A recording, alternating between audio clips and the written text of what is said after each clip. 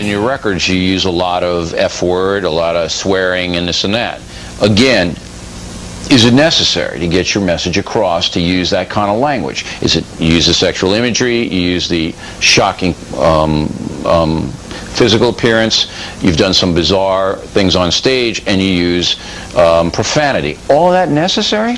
Sometimes. I think sometimes when you're making a point, I don't think that my lyrics are overlaced with profanity, because I myself don't speak using a lot of profanity in normal conversation. But I think when you're making something aggressive and you need to get a point across, if you're angry, sometimes profanity is necessary. It's better to use a curse word than to hurt somebody else. Nor has a culture, especially a culture of young people, appeared to be so transfixed with death and darkness and evil. And do I speak the truth, Marilyn? Everyone's so afraid of death, I think, that they want to get closer to it by fascinating over things like serial killers and horror movies and car crashes. And that fear of that danger at these concerts and these mosh pits, I think people get a sexual thrill from it. I think that excites people. So there's erotica then is a part of moshing? Well, maybe it's not erotic, but there's a term called eustress, and it's people's euphoric feeling over their stress. Yes. I think people thrive off of that. It's like amusement park, right at your own risk. You know at the concerts there's a hint of danger. People, their impression of you is, many people like you, of course, that's your fan base. Other people are reviled and horrified by you and what you supposedly stand for. Is that a fair assessment of things? Well, I've always measured success not only by the amount of people that love you, but the ones that hate you too. Because if you do something that everybody loves, it's not really worth too much. And do you like to get people upset? Is that part of what fuels you? I like to provoke people so they think. You know, I think that's a healthy part of entertainment. That you don't get too much from the Spice Girls. Marilyn, if we leave, would you bang this broad already and put her out of her misery? I feel uncomfortable. You do right now? Yeah. You're the one who invited her over. You always make me feel uncomfortable. I was about to get rid of her. And I'm a real sensitive, nice, conservative guy, and you're making me feel uncomfortable. You want Marilyn to spank you? Would you like that? Would that get you going? Of course. Get over his knee. Oh. He'll spank you. I'm not going to spank her. You're going to spank her. No, I don't believe in corporal punishment. Want to put your hand in Marilyn's lap? He wouldn't allow me to. He's so loyal to his girlfend.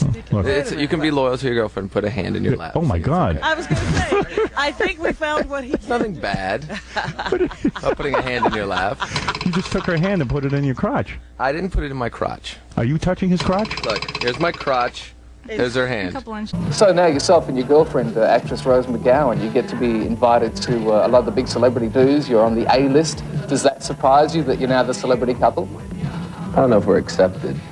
We're looked at. You're cool to hang out with, though. You know. I suppose so, but that's kind of the joke of Hollywood, and that's kind of, you know, where I was at with songs like The Dope Show.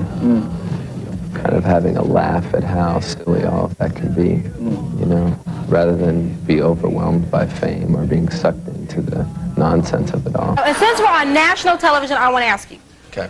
What standards do you have, and where do you draw the line as far as what is good and what is evil? I have basic principles that kind of exist in all religions, Such even as? Christianity. Such as? Well, the fundamentals, you know, you don't kill people, you know, a basic good person.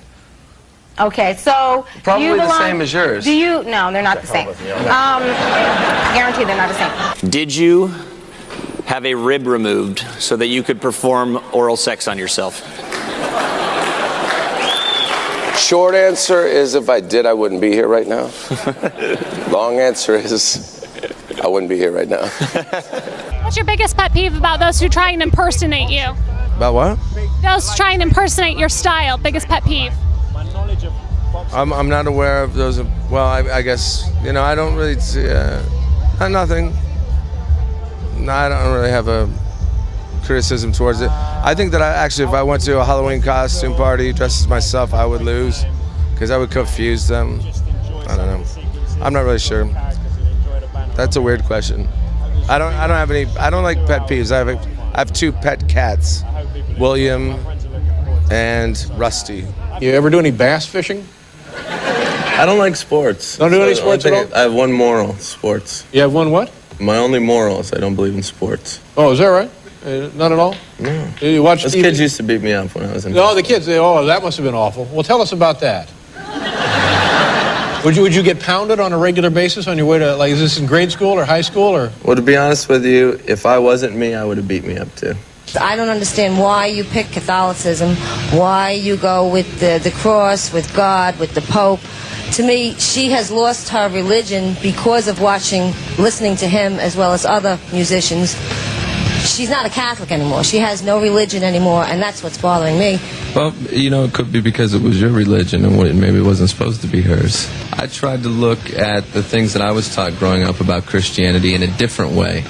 You know, I looked at the image of Christ on the cross and the story of him as someone who was a revolutionary with dangerous ideas, and I started saying to myself, oh, I can relate to this story now. I'm not going to dismiss it, but I'm going to interpret it in a different way. So everybody should, you know, you have to be open-minded. I'm sure when you were young, you didn't want to listen to what your parents were trying to tell you to believe in.